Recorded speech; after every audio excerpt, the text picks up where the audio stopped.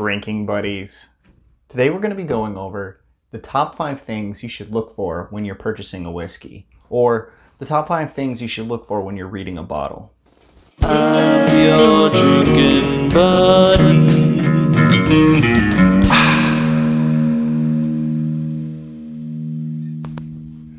Alright, drinking buddies, so I thought we would start with the most basic thing, and that is to know the categories of bourbon. So number 1 is going to be know the categories. So first up is the smallest possible category, and that is single barrel. Now, when we say single barrel, that means that every drop of this bottle came from one single barrel. And that can lead to some pretty dramatic changes from one bottle to the next, because maybe the season was a little different. Maybe it was put in the barrel in January and this one was put in the barrel in October, and maybe it sat on this rack or this rack and it aged differently. So even if this product is 10 years old, which this one is 10-year age stated, it's not going to taste the same every time you buy one. So that is one of the categories I would begin with looking at, is single barrel. The next category up is going to be the second smallest category, and that's going to be small batch. So small batch means that they blended together at minimum 10 barrels and at most 50 barrels to make this product.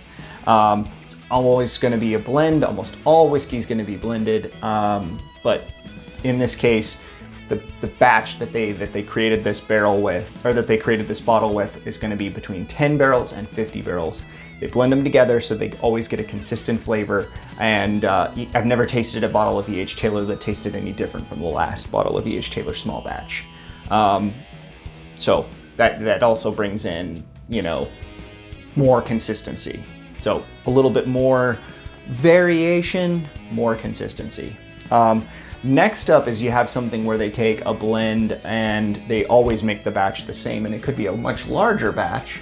And that might be something like Russell's Reserve 10, which is going to be always proofed down to exactly 90 proof, and it's going to be 10-year age stated, so everything is going to be 10 years old. They blend it all together so that you always get a consistent flavor from the same bottle. You'll notice 2 of the 3 bottles up here say that they're bottled in bond. So if you don't know that category, that means that it's been aged at least 4 years under government supervision, aged proof down to 100 proof. It has to list on there its where it was distilled and what distillery, and there's just more regulations when it comes to bottled in bond. And it's pretty cool because there's actually America's first food law. Before we were concerned about whether or not there might be poison in our food, we were worried that there might be poison in our whiskey, because bourbon is America's drink. And while we're on the category of knowing your categories, we should talk a little bit about bourbon.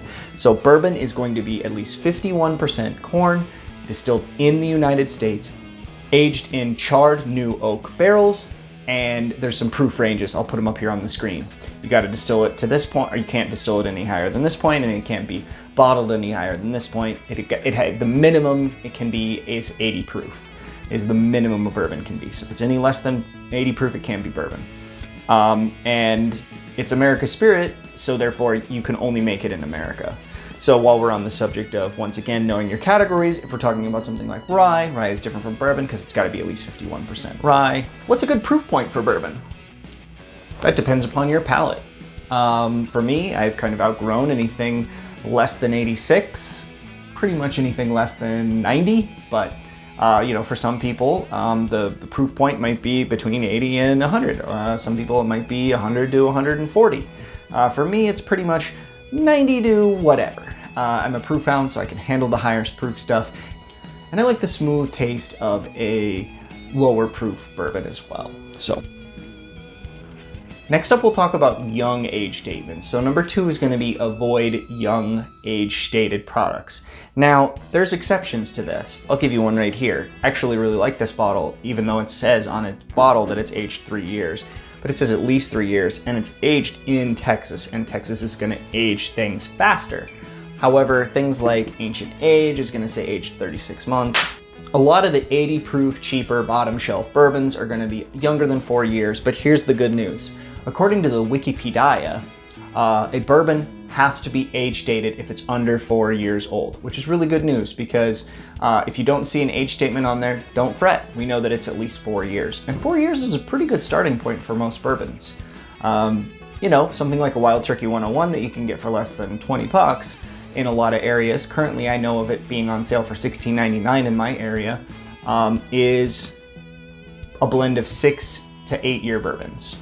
And that's under 20 bucks. So when you see something that says aged 24 months or in the, you know, weirdness that is Pabst Blue Ribbon whiskey, you know, you have something that's been aged for a day or something to that effect. But, you know, they have to have an age statement on the bottle if it is under 4 years old.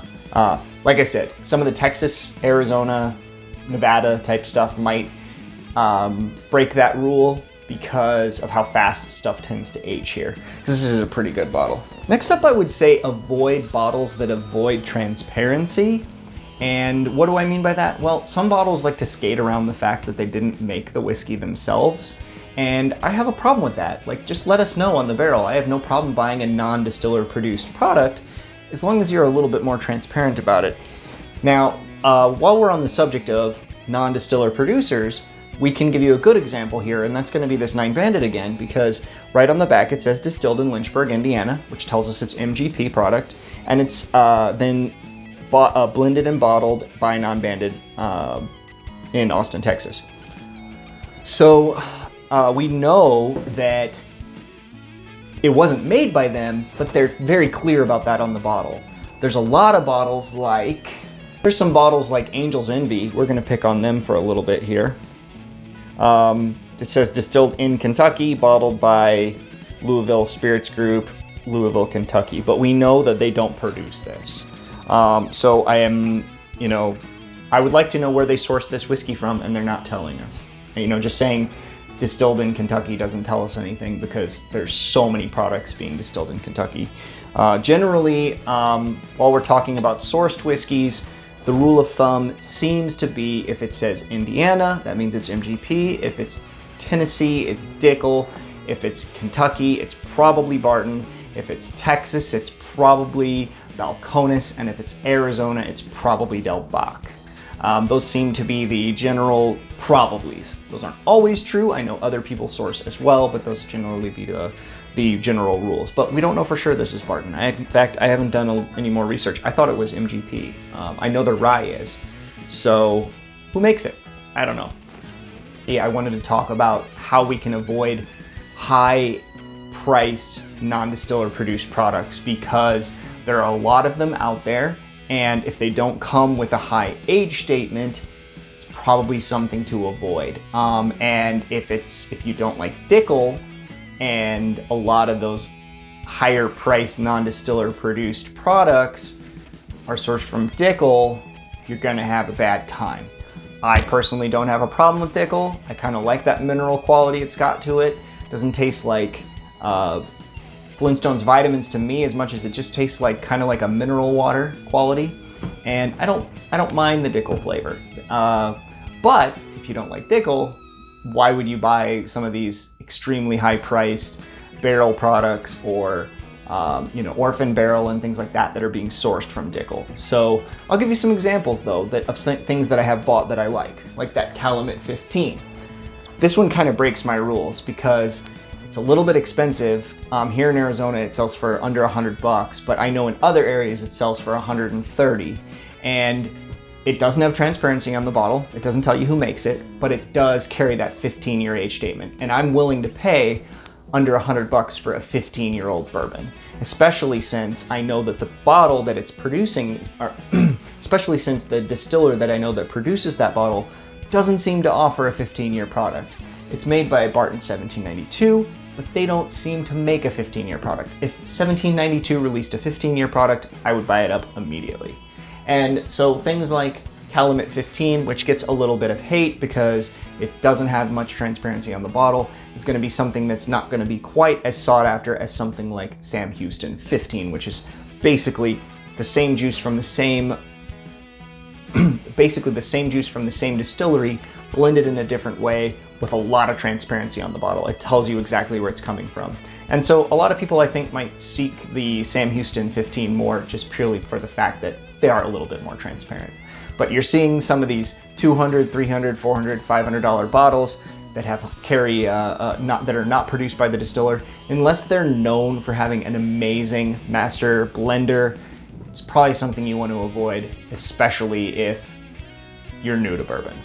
For number 5, I wanted to talk about how when you're in doubt, when you're looking at a bottle and you're not sure, either go online, see what other people are saying about it, or stick with the classics. If you see that bottle that's $100 and you think, man, I don't know if this is going to be good, it's so expensive, and you know, it's a non-distiller producer, and you know, I've heard good things about it, but then you look on the shelf and they have Russell's 10, or John Bowman, or Knob Creek 9, or Wild Turkey 101, or gosh, maybe even 1792 small batch. There's other really good products out there that are readily available that are at an affordable price.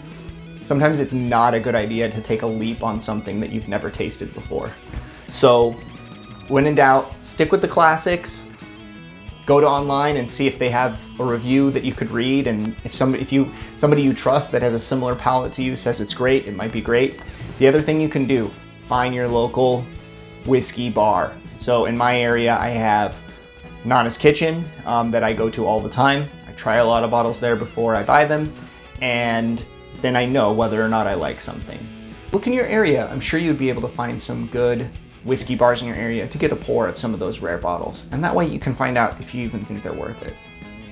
Well, drinking buddies, this has been my 5 tips of how to either read a whiskey label, or 5 tips of how to understand what you're looking at when you're looking at a whiskey. And we'll see you on the next one.